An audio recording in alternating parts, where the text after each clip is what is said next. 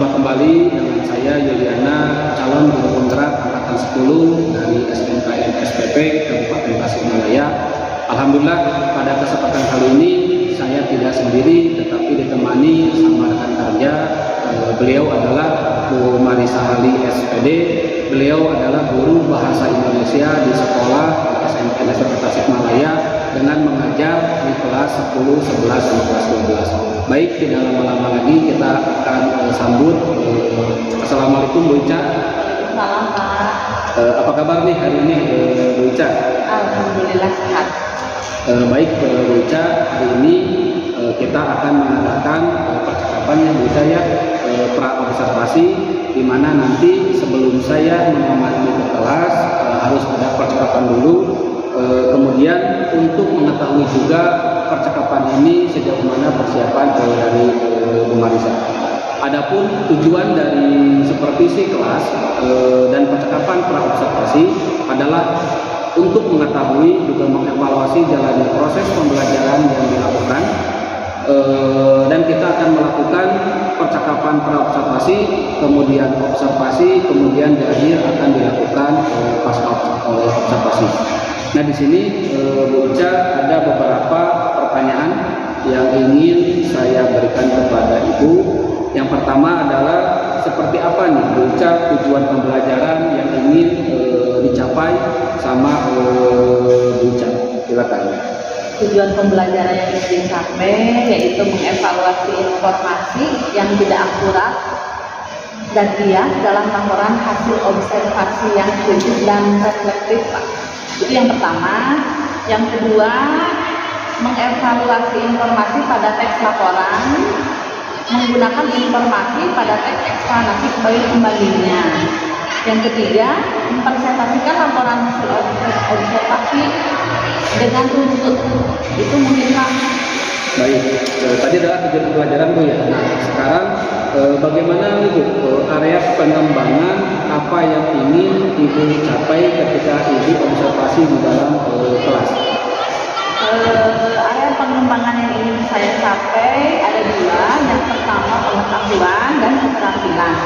Nah, yang pertama pengetahuan, saya mencoba memberikan kepada anak-anak, memberikan pertanyaan gitu ya, pemantik, apa yang kalian ketahui tentang laporan hasil observasi. Jadi saya menggali kepada anak-anak sampai di mana pengetahuan mereka tentang laporan hasil observasi tersebut. Itu yang pertama ya, yang pengetahuan. Dan yang keduanya keterampilannya. Jadi mereka atau peserta didik mampu mendokumentasikan observasi yang dilakukan agar lebih bermakna dalam bentuk laporan hasil observasi yang objektif ya. Yang itu yang pertama tentang keterampilannya. Yang kedua, memahami struktur laporan hasil observasi dan kaidah-kaidah bahasa yang digunakan dalam menyusun laporan teks hasil observasi, Pak. Oke, baik. Nah, kemudian saya ingin mendengar Ibu bagaimana merancang pembelajaran yang ingin Ibu terapkan dalam proses pembelajaran di kelas. Mungkin bisa dengan model pembelajaran ataupun dengan strategi pembelajaran. Strategi pembelajaran, model pembelajaran yang ingin saya terapkan di kelas menggunakan blended learning melalui metode pembelajaran dengan menggunakan project based learning atau yang biasa disebut dengan PBL, yang terintegrasi pembelajaran berdiferensiasi berbasis sosial emosional learning itu SEL. Oke. Nah, lalu bagaimana Bu media pembelajaran yang ingin Ibu pergunakan atau yang ingin diterapkan ketika proses pembelajaran di kelas? Media yang saya gunakan menggunakan gawai, laptop, komputer, infocus proyektor, akses internet juga, papan tulis, lembar kerja, dan referensi lain yang mendukung atau buku gitu Pak, dari perpustakaan atau dan lain sebagainya. Baik, nah kira-kira kapan Ibu rencananya pelaksanaannya, misalkan hari apa, kemudian di kelas berapa, dan di jam berapa? Insya Allah hari Selasa tanggal 30 Juli 2024 Pak, ada di jam 5 dan ke-6 di kelas 10 2 APPK.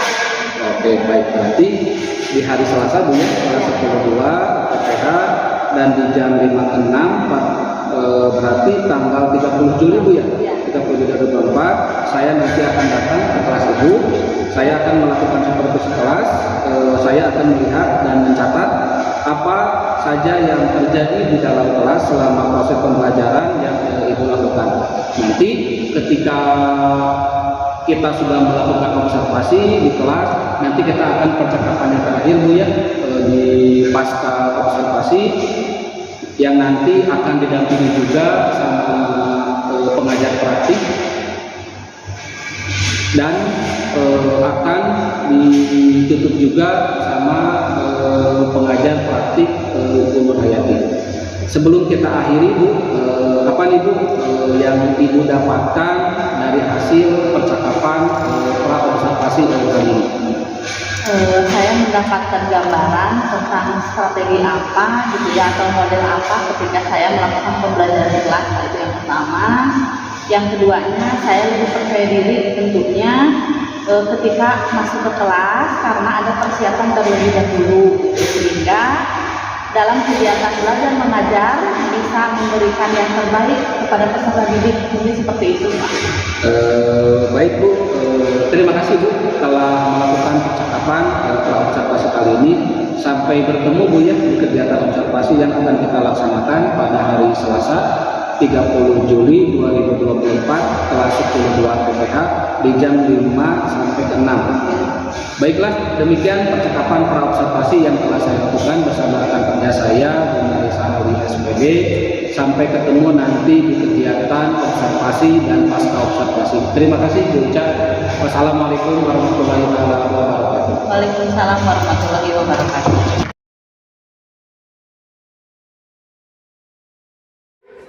Assalamualaikum. Siap beri salam.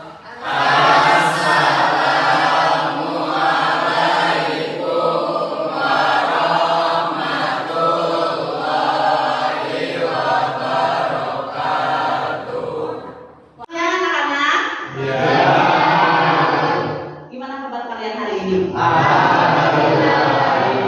Alhamdulillah baik ya.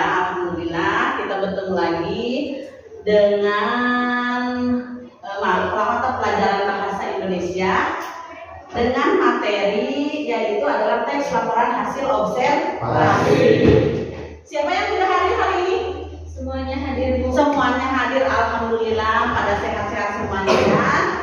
Mudah-mudahan kita semua selalu diberikan kesehatan untuk beraktivitas seperti biasanya gitu ya.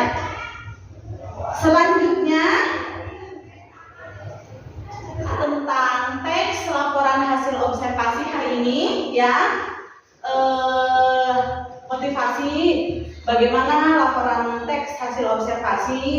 Kalian nanti akan mengetahui bagaimana apabila kalian menelaah sesuatu hal, misalnya dalam pembelajaran kalian itu agribisnis tanaman pangan dan hortikultura dan hortikultura, kalian itu misalnya di kehidupan sehari-hari kalian menelaah tentang tanaman.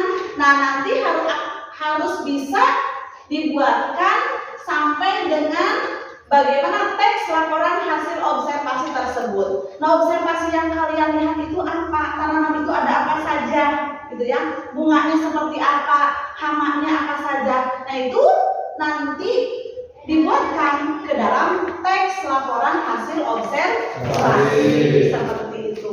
Nah, yang selanjutnya yaitu adalah tujuan pembelajaran.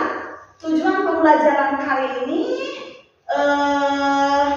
kalian harus bisa melaporkan hasil teks observasi yang kritis, reflektif, dan memahami hasil atau gagasan laporan teks observasi tersebut gitu. Jadi kalian harus bisa gitu ya sampai membuat teks laporan hasil observasi.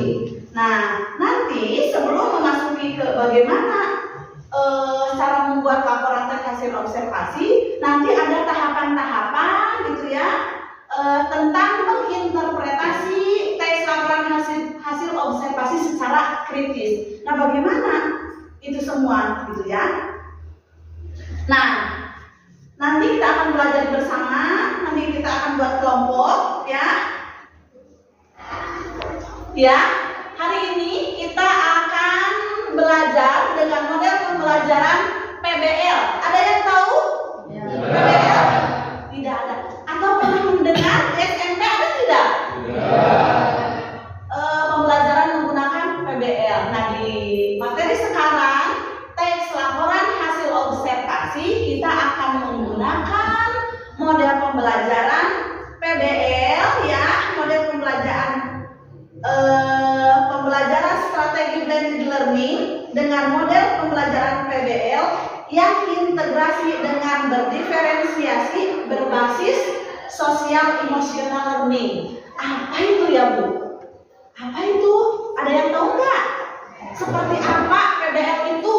Berdiferensiasi berbasis sosial emotional learning seperti apa? Ada yang tahu tidak? Tidak ada.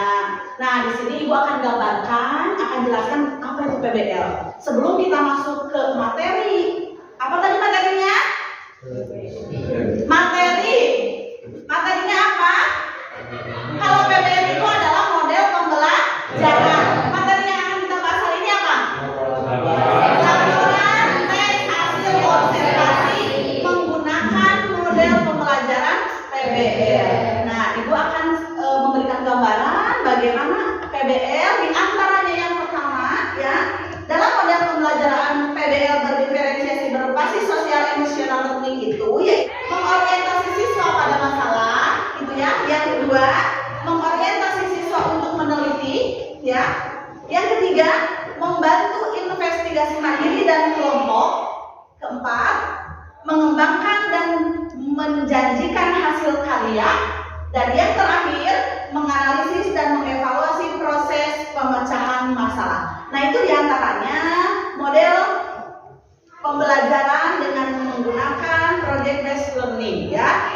Itu. Nah, sekarang selanjutnya Ibu akan membagi kelompok sesuai kelompok yang sudah dibagi di minggu sebelumnya ya. Di pertemuan sebelumnya kalian sesuai dengan kelompoknya masing-masing. Silakan berkelompok sesuai dengan kelompok yang sudah ada di minggu kemarin. Ya, silakan sesuai kelompok yang minggu kemarin. Siapa kelompoknya? Dilihat-lihat kelompok minggu kemarin.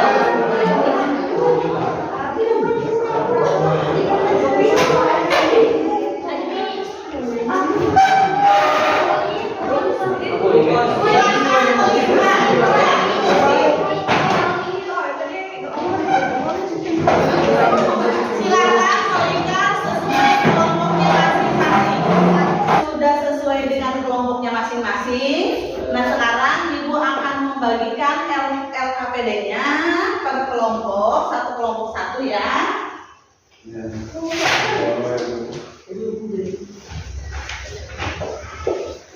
Kalian nanti bisa mencari sumber yang lain, ada dari buku, bisa juga kalian mencari sumber yang lain dari internet atau searching juga boleh. Nah, kalian berdiskusi dengan kelompoknya masing-masing. Silahkan diisi dan kerjakan LKPD-nya. LKPD-nya silahkan kalian kerjakan ya. LKPD-nya kalian bisa berdiskusi dengan teman kelompok masing-masing. Silakan. Paham? Ya, gimana? Nah, ini kalian menentukan ya. Kalian lihat di sini, gitu. Kan menentukan apakah itu termasuk ke dalam objektif atau subjektif. Nah, bagaimana? Nanti kalian pada saat presentasi harus bisa menjelaskan kenapa kalimat ini bisa termasuk ke dalam subjektif. Kenapa kalimat yang ini bisa termasuk ke dalam objektif, gitu ya? Berarti ya? Oke? Ya. Jadi kalian menentukan mana subjektifnya, mana objektifnya, seperti itu ya. Oke, sedang berdiskusi. Ada yang mau ditanyakan? Di kelompok gimana? Nah, kalian harus bisa menentukan di sini yang mana subjektif dan mana objektif. Nah, di sini ada apa itu yang disebut subjektif dan objektif. Nah, kalian harus sampai bisa memaparkan nanti pada saat presentasi di depan. Kenapa kalimat tersebut bisa dikatakan atau termasuk dalam subjektif? Ya, jelaskan alasannya apa? Karena dalam subjektif, misalnya di sini kan sudah jelas subjektif itu adalah kalau fakta bukan fakta. Ya, itu kalian sudah jelaskan mana yang disebut faktanya dalam kalimat tersebut, gitu ya. Kalimat mana yang membuktikan bahwa itu bukan fakta, itu sebenarnya. Ya, udah. Kelompok ini udah ada masalah kan? Apa ya? Ada kak di sana. Ya, coba lihat di bukunya. Coba kalian. Nah, ini ada apa itu tes lakukan hasil observasi seperti apa? Makanya itu tadi kan mengatakan kalian boleh searching, boleh mencari referensi yang lain, boleh dari buku, boleh dari apa saja, ya. Sok silakan diskusi dengan teman kelompoknya. Diskusi dengan kelompok. Ada masalah? Udah mulai dikerjakan? Sudah mulai dianalisis? Mengerti? Ya?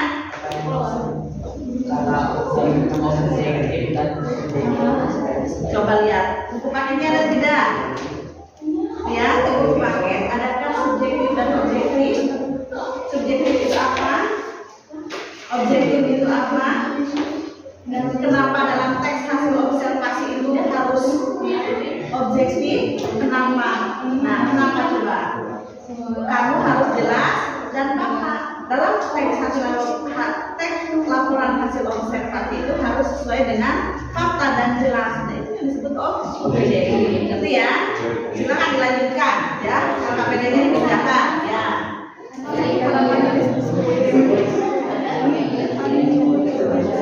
Objektif atau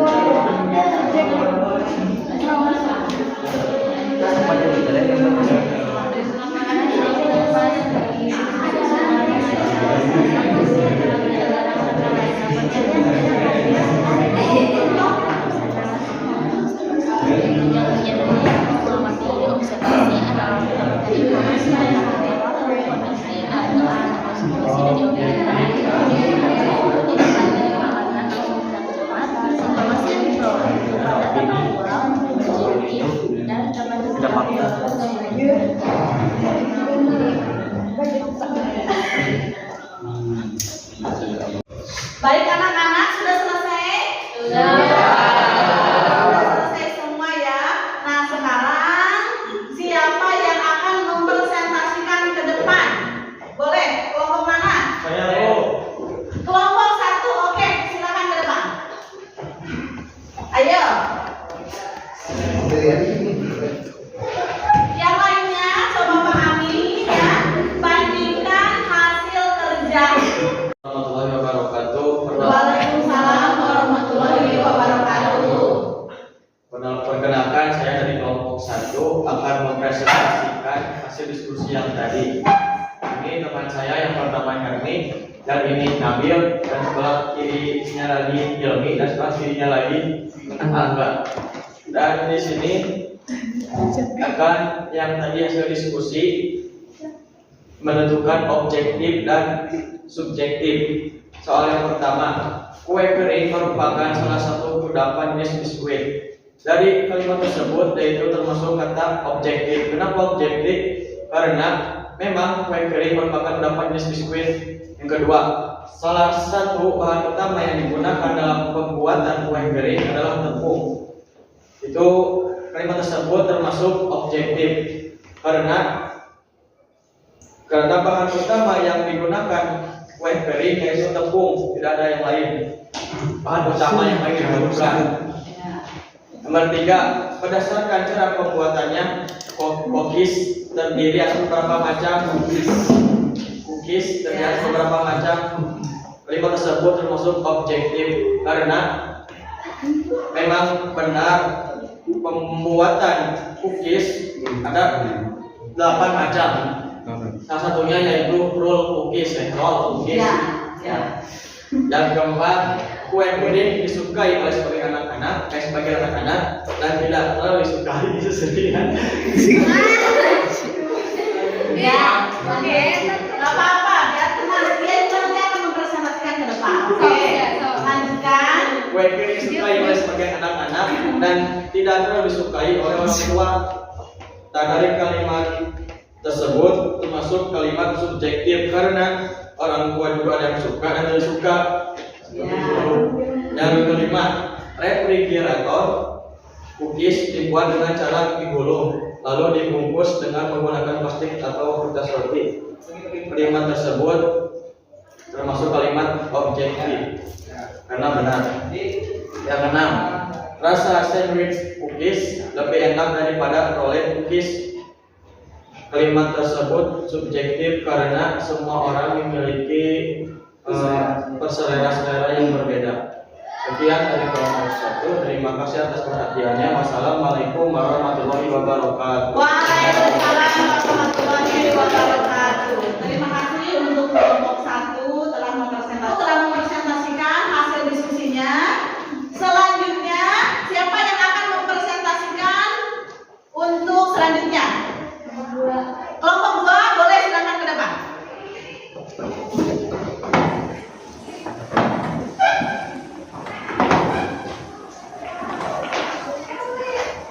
Kelompok yang lain kalian boleh bandingkan, hasilnya kalian belum masuk dengan kelompok 2 yang akan mempresentasikan ya. Silakan kelompok 2. Assalamualaikum warahmatullahi wabarakatuh. Waalaikumsalam warahmatullahi wabarakatuh. Perkenalkan, kami dari kelompok 2 ingin mempresentasikan hasil diskusi kami. Perkenalkan, nama saya di sini ini Rahmi, Ya, Wahdat, dan yang ujung Ajmi. ya silakan. Ini dari hasil diskusi kami. Yang pertama, kue kering merupakan salah satu kudapan jenis biskuit. Itu termasuk ke dalam objektif ya, karena memang kue kering memang merupakan kudapan jenis biskuit kan. Ya. Yang kedua, salah satu bahan utama yang digunakan dalam pembuatan kue kering adalah tepung. Itu termasuk objektif juga ya, karena bahan utama dari pembuatan kue kering adalah tepung. Yang ketiga, berdasarkan cara pembuatannya, cookies terdiri atas beberapa macam. Itu termasuk objektif karena memang tertulis dari buku ada beberapa cara, itu ada 8 macam. Jadi termasuk objektif. Yang keempat, kue kering disukai oleh sebagian anak-anak dan tidak terlalu disukai oleh orang tua. Itu termasuk subjektif karena mungkin orang tua ada yang suka, ada yang tidak. Yang kelima, refrigerator cookies dibuat dengan cara digulung lalu dibungkus dengan menggunakan plastik atau kertas roti. Termasuk ke dalam objektif karena memang sudah tertulis dari buku, ada pengertiannya. Yang terakhir, rasa sandwich cookies lebih enak daripada rolled cookies. Itu termasuk subjektif karena sama-sama enak ya. Ya. Sekian presentasi dari kami. Terima kasih. Wassalamualaikum warahmatullahi wabarakatuh. Waalaikumsalam warahmatullahi wabarakatuh. Silakan kembali ke tempat kalian semula. Kelompok 1 dan kelompok 2 telah mempresentasikan hasil diskusi kalian. Nah, sekarang selanjutnya kalian kembali ke tempat duduk semula masing-masing ya. Tidak melingkar lagi. Kembalikan ke tempat duduk semula. Ayo. Diskusi hari ini kita sudah selesai. Nah, Ibu akan bertanya hasil proses pembelajaran hari ini, apa yang kalian dapatkan dari materi yang kita pelajari hari ini? Siapa yang akan menjawab? Boleh, silakan. Saya jadi mengantar mengetahui apa itu teks laporan hasil observasi. Nah, boleh. Saya jadi mengetahui apa itu laporan teks hasil observasi. Ya, jadi ngerti. Jadi dari mulai pengertian, definisi, gitu ya, dan lain sebagainya. Selanjutnya ada lagi? Ya, dapat apa hari ini? Dapat ilmu apa?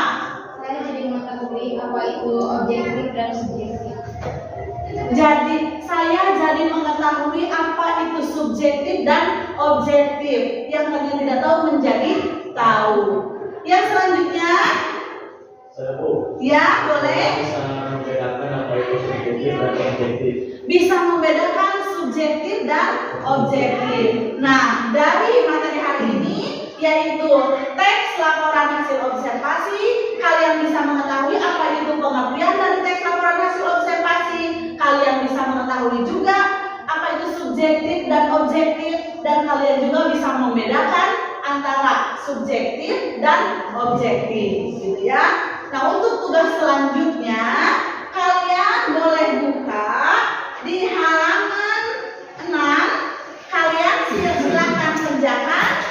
Kalian cari tahu apa itu arti kata atau istilah-istilah yang tidak dimengerti dari wacana dari teks laporan hasil observasi yang berjudul cookies tadi, gitu ya. Nah, kalian cari tahu apa itu istilah atau kata-kata yang tidak dimengerti. Di antaranya ada biskuit, tekstur, mentega, squid, dan komersial. Itu tugas untuk minggu depan. Dan selanjutnya, gitu ya, minggu depan kita akan belajar tentang struktur teks laporan hasil observasi. Kita langsung masuk ke struktur. Kita akan belajar bagaimana di struktur laporan teks hasil observasi tadi itu, gitu ya. Ada yang mau ditanyakan? Sudah jelas? Alhamdulillah hari ini ngerti apa itu teks laporan hasil observasi. Jelas ya? Nah, sampai ketemu dengan minggu depan dengan struktur teks laporan hasil observasi, ya. Terima kasih untuk hari ini. Wassalamualaikum warahmatullahi wabarakatuh. Waalaikumsalam warahmatullahi wabarakatuh. Selamat siang. Bismillahirrahmanirrahim. Assalamualaikum warahmatullahi wabarakatuh. Waalaikumsalam warahmatullahi wabarakatuh. Berjumpa kembali dengan saya Yuliana, CGP Angkatan 10 dari Kabupaten Tasikmalaya. Alhamdulillah pada kesempatan kali ini merupakan kehormatan bagi saya karena yang pertama ada Ibu Pengajar Praktik, Ibu Nurhayati SPD, kemudian ada juga Bu Marisa Hali. Pada kesempatan kali ini, alhamdulillah ini adalah tahapan terakhir dari percakapan pasca observasi yang telah dilaksanakan. Untuk percakapan itu di tanggal 29 Juli 2024 dan untuk observasi khususnya di kelas 10 2 ATPH telah dilaksanakan pada tanggal 30 Juli ya Bu ya, tanggal 30 Juli 2024. Nah, di sini alhamdulillah ini adalah percakapan pasca observasi di mana tujuannya itu adalah untuk mengevaluasi dari kegiatan proses pembelajaran di mana pra adalah untuk mempersiapkan sejauh mana persiapan, kemudian untuk observasi itu dilakukan ketika proses pembelajaran dan sekarang ada di tahap akhir dengan tujuan untuk mengevaluasi pembelajaran. Ibu, mohon izin Ibu untuk melanjutkan. Baik, bagaimana Bu Ica kabarnya? Alhamdulillah baik. Alhamdulillah baik ya Bu Ica ya. Bu Ica, mohon izin, alhamdulillah kita sudah melaksanakan dari mulai pra observasi, kemudian observasi juga alhamdulillah telah dilaksanakan. Nah, bagaimana nih Bu perasaan Ibu terkait observasi pembelajaran yang telah kita laksanakan di kelas 10-2 TPH? Alhamdulillah berjalan dengan baik. Mungkin karena belum terbiasa saja ya gitu. Jadi agak gimana gitu. Alhamdulillah berjalan dengan baik. Karena dilihat ada yang melihat mungkin tidak seperti pembelajaran seperti biasanya. Gitu. Jadi mungkin awalnya merasa tegang, tapi alhamdulillah. Alhamdulillah lancar Bu ya. Lancar. Alhamdulillah. Baik, bisa diceritakan kembali Bu, apa yang menjadi area pengembangan yang Ibu lakukan di kelas, kemudian langkah-langkahnya atau tahapan pembelajarannya apa yang dilakukan di kelas Bu? Yang pertama seperti biasa saya membuat modul terlebih dahulu gitu. Selanjutnya pengembangan saya itu berdiskusi kelompok, membagikan LKPD gitu. Bagaimana anak-anak untuk mengikuti tahapan-tahapan pembelajaran, tahapan-tahapan dalam LKPD tersebut gitu ya. Terus strukturnya juga, terus sampai ke tahapan anak-anak itu membuat satu teks utuh, teks laporan observasi, itu seperti itu. Berarti bisa disimpulkan bahwa keterampilan sama pengetahuannya juga muncul Bu ya? Iya, karena ada diskusi kelompok, bekerja sama, dan ada presentasi. Yang terakhir itu kan membuat satu teks utuh, nah itu dilaporkan di depan kelas dan disaksikan oleh kelompok yang lain. Oke, berarti hasilnya dipresentasikan semua kelompok di depan kelas. Baik, menurut Ibu nih, sejauh mana nih area pengembangan baik itu dari keterampilannya, baik itu dari pengetahuannya, apakah bisa dikatakan bahwa itu sudah berhasil atau seperti apa Bu? Awalnya mereka karena mungkin belum terbiasa ya Pak,